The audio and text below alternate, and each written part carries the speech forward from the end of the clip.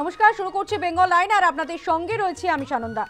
আজকে আমরা যে বিষয়গুলোর ওপর নজর রেখেছি প্রথমে একবার দেখে নেব। আজকে বেঙ্গল লাইনের প্রথম ইস্যু নদিয়া এভারেস্ট জয় করে পাহাড়েই মৃত্যু বাঙালি পর্বতারোহী। বেঙ্গল লাইনের দ্বিতীয় ইস্যু বীরভূমে কেষ্টর আধিপত্য শেষ, করা হলো জেলা সভাপতির পদ। বেঙ্গল লাইনের তৃতীয় ইস্যু কাঁচরাপাড়া ঝরে পড়া আম কুড়োনো সাজা, পিটিয়ে খুন করা হলো কিশোরকে। প্রথমে আমরা যেদিকে নজর রাখবো, এভারেস্ট জয়ের পরেই মৃত্যু। এভারেস্ট জয়ের লক্ষ্যে নদিয়ার রানাঘাটের বাসিন্দা, তার মৃত্যু হলো রানাঘাটের বাসিন্দা সুব্রত ঘোষ। গত 31শে মার্চ কলকাতা থেকে রওনা দিয়েছিলেন। বৃহস্পতিবার এভারেস্ট জয় করে পর্বতের চূড়োয় ভারতের পতাকা তোলেন। ফেরার সময় প্রায় 17 ঘন্টা নিখোঁজ হওয়ার পর হিলারি স্টেপের কাছে শুক্রবার তার দেহ উদ্ধার হয়।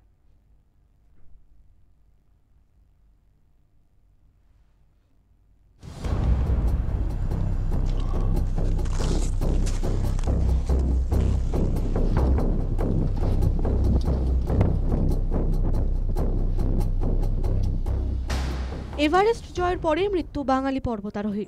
ঘরে ফেরা হলো না নদিয়ার রানাঘাটের বাসিন্দা পেশায় স্কুল শিক্ষক সুব্রত ঘোষের। স্নোই হোরাইজন ট্রেক সংস্থার ম্যানেজিং ডিরেক্টর বোধরাজ ভান্ডারী তার মৃত্যুর খবর সুনিশ্চিত করেন।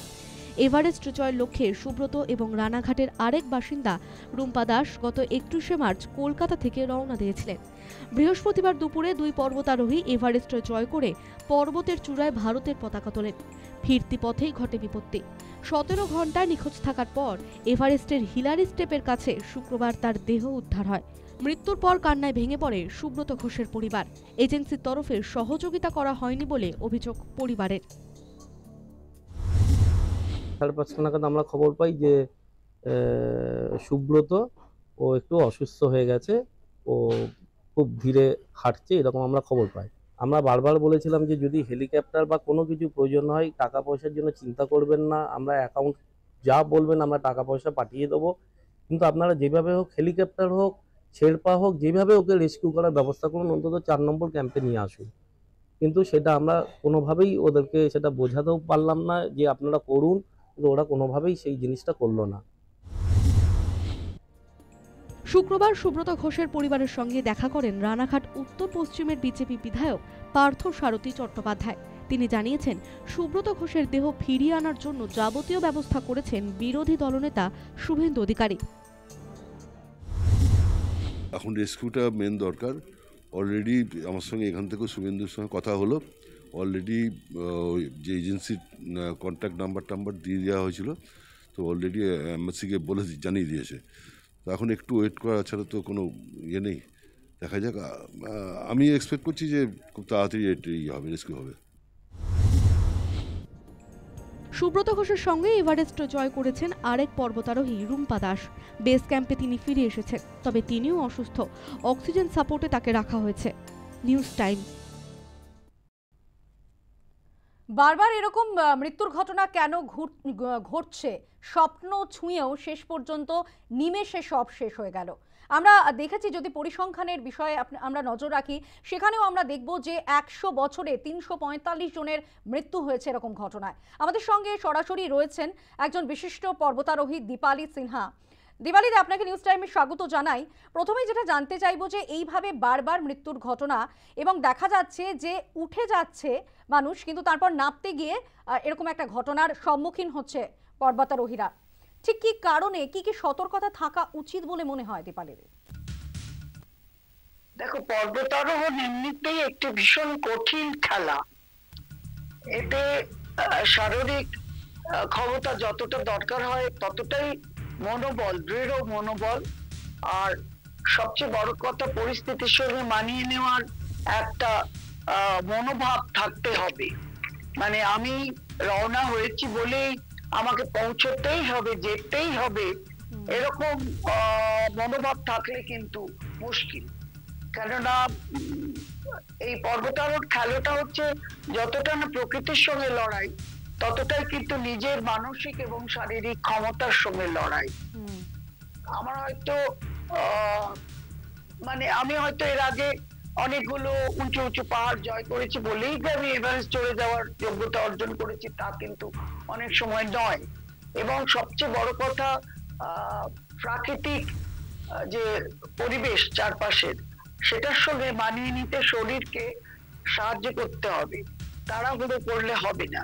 তবে আমার এক্ষেত্রে যা মনে হচ্ছে যে প্রথম যেটা অসুবিধা হচ্ছে সেটা হচ্ছে যে ওদের সামিটে পৌঁছতে খুব দেরি হয়ে গেছে। বেলা 2টো এভারেস্ট সামিট করে নেমে আসা খুবই কষ্টকরের ব্যাপার। আমি যদিও এভারেস্টে যাইনি, কিন্তু আমার অভিজ্ঞতা এবং পড়াশুনো চারপাশে দেখে জেনে বলছি। দ্বিতীয় কথা, দুজন একসাথে গেল, একই দলের একই সাথী, একজন আগে আগে নেমে এসেছে, আরেকজন পিছিয়ে যাচ্ছে দেখেও সেই একজন নেমে এসেছে, সেও নিজে একটু অসুস্থ ছিল হয়তো। অতটা উঁচুতে গেলে হাই অল্টিটিউড সিকনেস হয়, সবারই হয়, কেউ কেউ বানিয়ে নিতে পারে, কেউ কেউ পারে না। কিন্তু যখন দেখলো যে এই ছেলেটি পিছিয়ে যাচ্ছে, সুব্রত, এবং জানি না তার সঙ্গে শেরপা ছিল কিনা, এরা বলছে একজন শেরপা ছিল, কিন্তু শেরপা থাকার পরেও সুব্রত এতটাই এক্সস্টেড হয়ে গেছিল, তার ক্ষমতা এতটাই কমে গেছিল, চলার শক্তি ছিল না, তাই জন্য সে ওই সাউথ সামিট আর হিলারি স্টেপের মাঝখানে সে থেমে যায় বা আটকে যায়। কথাটা আটকে যায় বলা হচ্ছে, মানে থেমে যায়, সে আর এগোতে পারে না। শুনলাম যে তার দীপালি, সেখানে কি এই প্রশ্নটাও কোথাও গিয়ে উঠছে? আপনি যে বারবার বলছিলেন যে 2-3টে পর্বত ক্লাইম্ব করেছে বলেই যে এভারেস্ট জয় করার একটা প্রবণতা সবার মধ্যে থেকে যাচ্ছে, সেখানে যে অর্গানাইজেশনের পক্ষ থেকে যাওয়া হচ্ছে সেখানেও কি একটা অপেশাদারিত্ব থেকে যাচ্ছে? মানে ওই অর্গানাইজেশনে যারা অভিজ্ঞ পর্বতারোহী তাদের কাছ থেকেও কি কিছু পরামর্শ নেওয়া উচিত? কোথাও কি সতর্কতারও অভাব রয়ে যাচ্ছে, প্রশিক্ষণের অভাব রয়ে যাচ্ছে? না না, সে তো নিশ্চয়ই নেওয়া উচিত পরামর্শ। না, সবচেয়ে বড় কথা হচ্ছে যে কোনো পর্বতারোহী মানে শেষ গোল হিসেবে ইচ্ছে থাকে যে এভারেস্ট ক্লাইম্ব করবো। এভারেস্টের একটা দুরন্ত আকর্ষণ, সেটা কেউই এড়াতে পারে না, সাধারণত এড়াতে পারা মুশকিল। কিন্তু যে সংস্থা থেকে যাচ্ছে সেখানে যারা অভিজ্ঞ পর্বতারোহী, এবং এই সংস্থা বিশেষ করে এভারেস্ট আরোহীও আছেন, নিশ্চয়ই তিনি সুপরামর্শ দিয়েছেন বা দেখেছেন। তবে তিনি নিজেও একবার প্রকৃতির পরিহাসে নিজেও অসুবিধায় পড়ে গেছিলেন এবং আমরা সবাই খুবই চিন্তিত ছিলাম, তাকে পাওয়া যাচ্ছিল না। সুতরাং প্রকৃতির কাছে কে কখন হেরে যাবে এটা বলা যায় না। প্রকৃতির সঙ্গে লড়াই আমরা কিছুই করতে পারি না অনেক সময়। কিন্তু আমার মনে হয় নিশ্চয়ই তারা সুপরামর্শ দিয়েছেন। কিন্তু আমি আমার তরফ থেকে বলবো, এটা আমার ব্যক্তিগত মতামত, আমি কারোর উপর কিছু আরোপ করছি না, যে হয়তো আরেকটু দেখে আরেকটু বুঝে বলা উচিত ছিল। আর সবচেয়ে বড় কথা, আমি তো একটু পুরনো পন্থী, আমাদের সময় এত সব এত ভালো ভালো গ্যাজেট, এত ভালো ভালো জিপিএস ব্যবস্থা, এত উইন্ডো বলে দেওয়া যে এই সময় থেকে এই সময় ভালো থাকবে ওয়েদার, কিছুই ছিল না। ইভেন তেনজিং হিলারি যখন ক্লাইম্ব করেছিলেন তারা তো সে কিছুই পাননি। একদমই দীপালিদি, বোঝা গেল বিষয়টা যে মানুষ নিজে তৈরি কিনা, তিনি কতটা প্রস্তুত, কতটা প্রশিক্ষণ পেয়েছেন, এটাও কিন্তু একটা বড় প্রশ্ন রয়েছে। আপাতত ধন্যবাদ দীপালিদি আপনাকে। আমরা কথা বলছিলাম সরাসরি পর্বতারোহী দীপালি সিনহার সঙ্গে। আপনাদের যে ছবি আমরা তুলে ধরলাম যে হঠাৎ করেই এই স্বপ্ন ছোঁয়া গেল, কিন্তু তারপরেই এক নিমেষে সব শেষ হয়ে গেল। আপনাদের যে ছবি আমরা তুলে ধরছি, নদিয়া রানাঘাটের বাসিন্দা সুব্রত ঘোষ গত 31শে মার্চ কলকাতা থেকে রওনা দিয়েছিলেন। বৃহস্পতিবার এভারেস্ট জয় করে পর্বতের চূড়োয় ভারতের পতাকা তোলেন। ফেরার সময় 17 ঘন্টা নিখোঁজ ছিলেন, তারপরেই দেহ উদ্ধার হয়। বেঙ্গল আইনে বিরতির পর যে ইস্যুর দিকে আমরা নজর রাখবো, বিকাশ ভবনে চাকরিহারাদের মঞ্চে শুভেন্দু অধিকারী।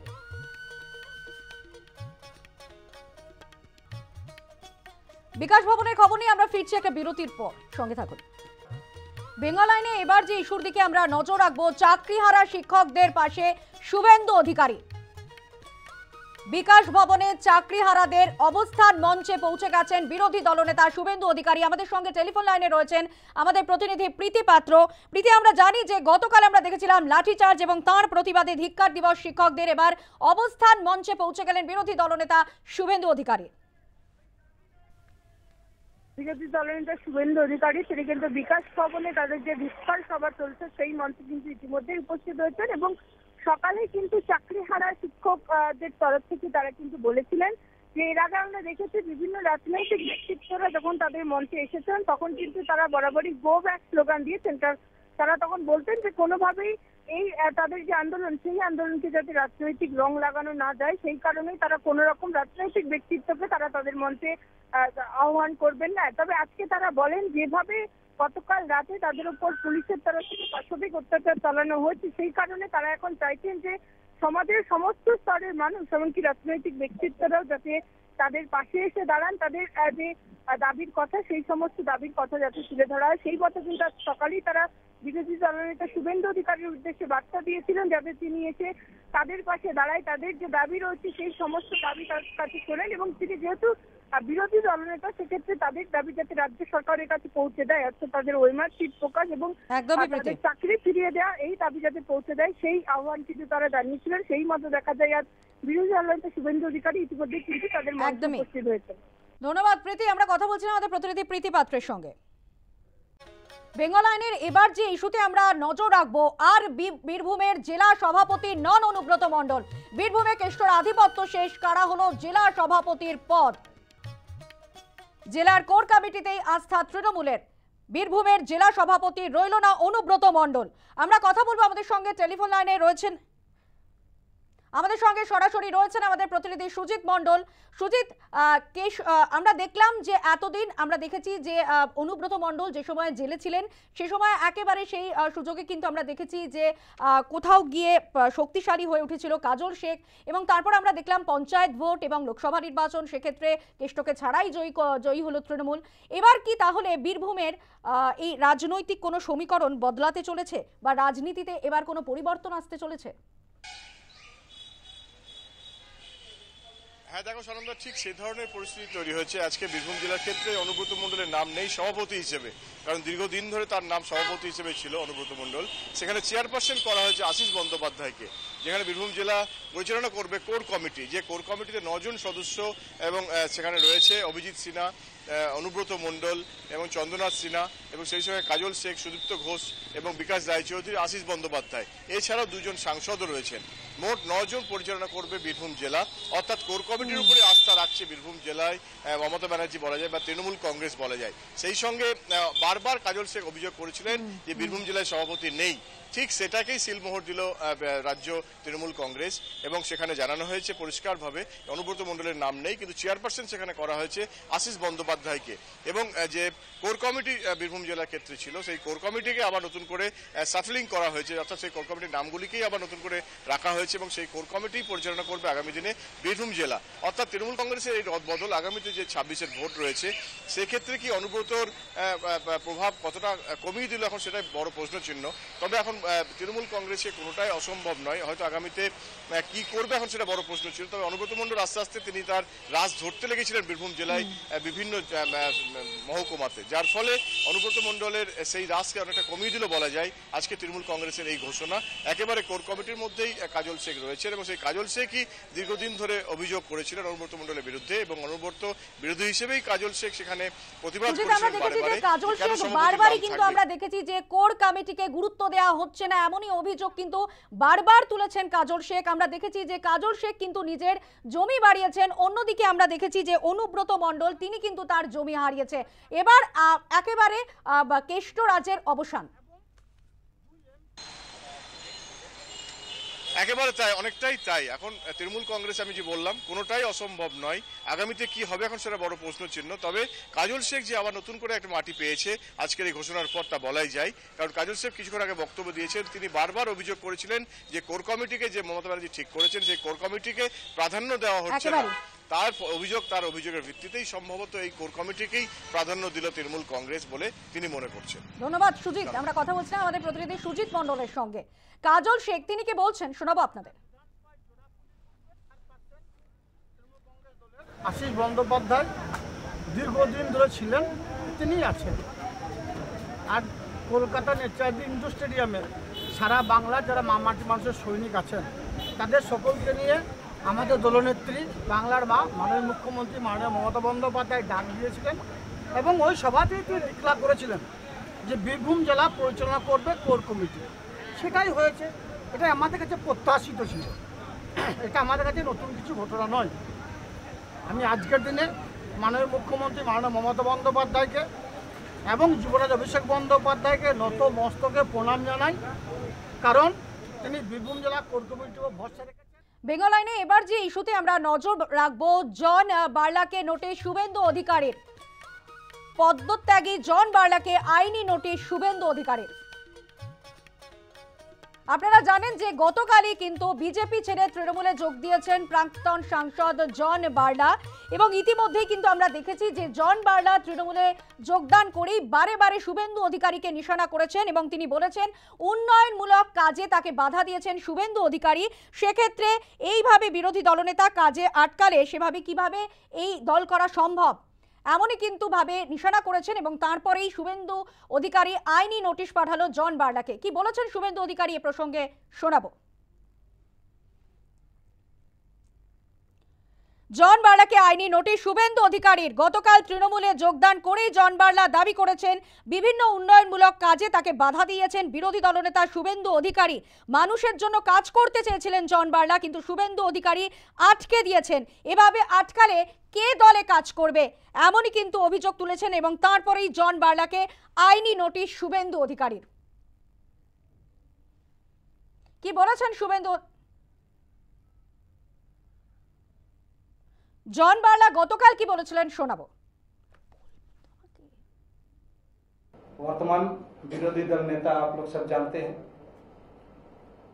उन्होंने जिस प्रकार से रोका हमारा डेवलपमेंट, मंत्री होते हुए जनता ने मुझे आशीर्वाद दिया था कि जनता का सेवा करने, जनता के लिए काम करने के लिए, अपना क्षेत्र का काम करने के लिए, लेकिन मुझे अपना ही पार्टी के लोग,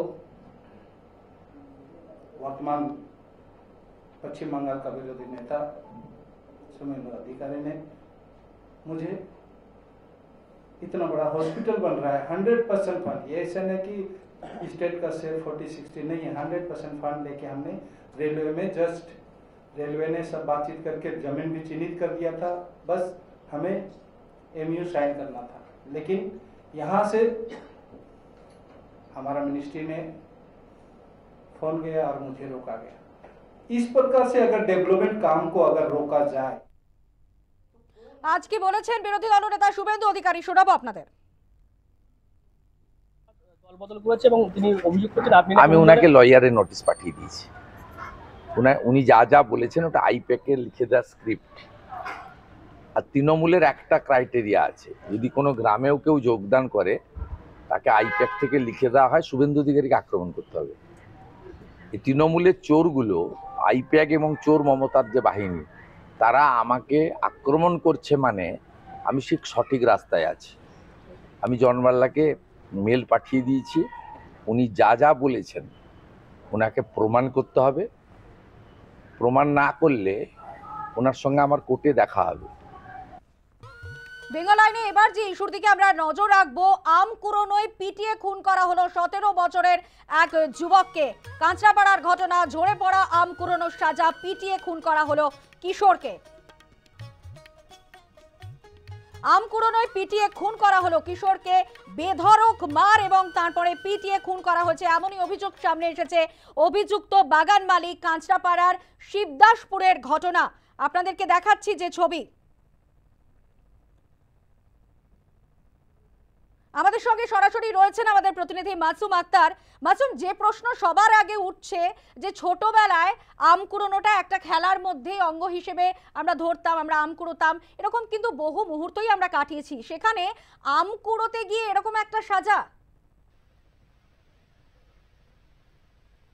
হ্যাঁ দেখো, সত্যি এই ঘটনাটি সত্যি আশ্চর্য এবং হচ্ছে অত্যন্ত বেদনাদায়ক। কারণ এই 17 বছরের ছেলে, এই যে সুদীপ্ত পণ্ডিত, এবং সবচেয়ে বড় বিষয় তার বাড়ি এখানে নয়, তার বাড়ি কিন্তু কাঁচরাপাড়া। সে কাঁচরাপাড়া থেকে কিন্তু এই এলাকা শিবদাসপুর এলাকায় এসেছিল, কারণ তার মামা মারা গেছে, সেই মামার শ্রাদ্ধ অনুষ্ঠান ছিল, সেই কারণে কিন্তু সে এখানে বেড়াতে এসেছিল।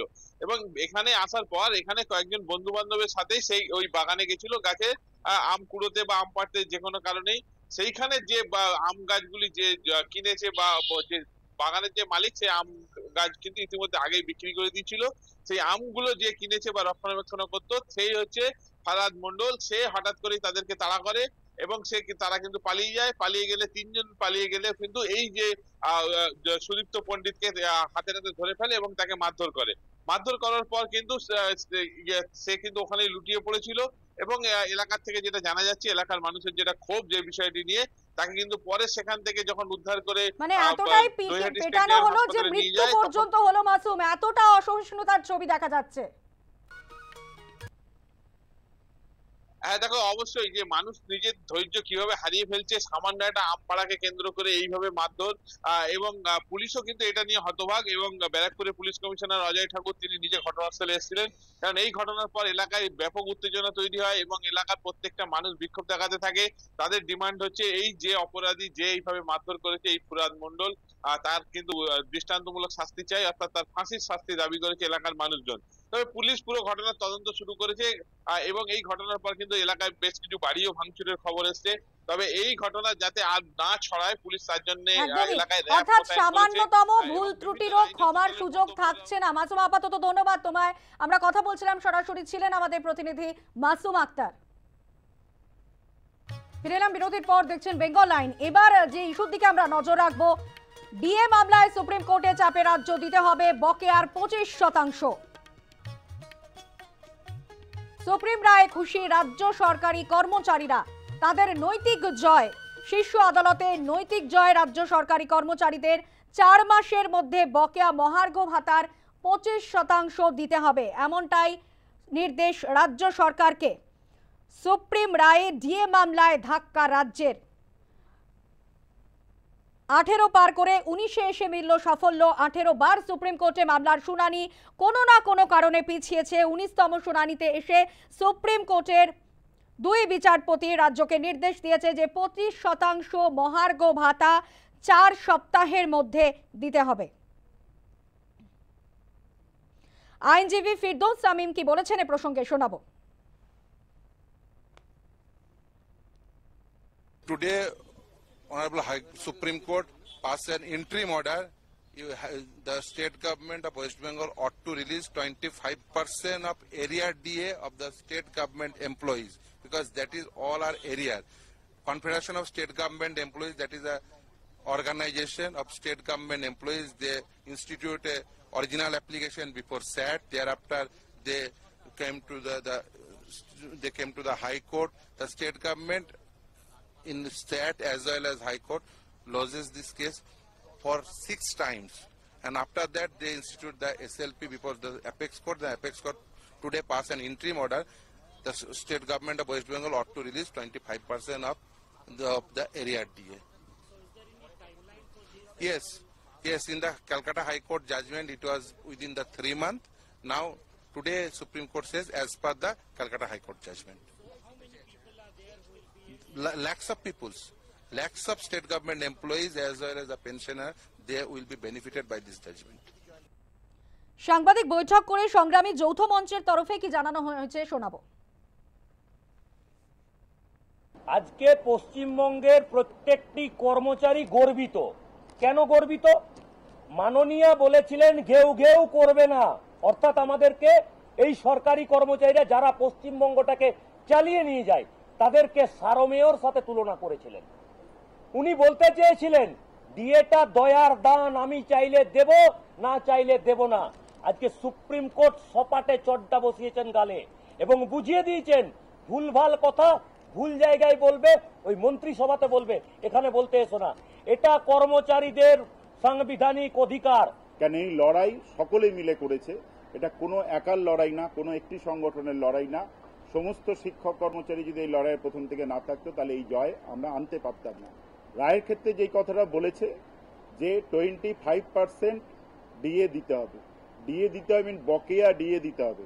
বিগত বামফ্রন্ট সরকার যখন ছিলেন তারা 20টা কিস্তিই ডিএ দিয়েছে, কিন্তু পার্থক্য ছিল যেটা সময়ে দেয়নি। কিন্তু দুর্ভাগ্যের বিষয় 2011 সালে বর্তমান তৃণমূল সরকার আসার পরে টোটাল কিন্তু এই সিস্টেমটা ভেঙে দিতে আরম্ভ করে। আমরা বারবার বলার চেষ্টা করেছিলাম যে 2019 সালে যে রোপা রুল বেরিয়েছে তার পরিপ্রেক্ষিতে কিন্তু আমরা এই লড়াইতে এখানে বসেছি। তার পরিপ্রেক্ষিতে কিন্তু আমরা হাইকোর্টের অর্ডার অনুযায়ী এই লড়াইয়ে বসে আছি। তাহলে ওই লড়াই কিন্তু আমাদের এখনো জয় হয়নি, তাই মঞ্চর মতো চলবে।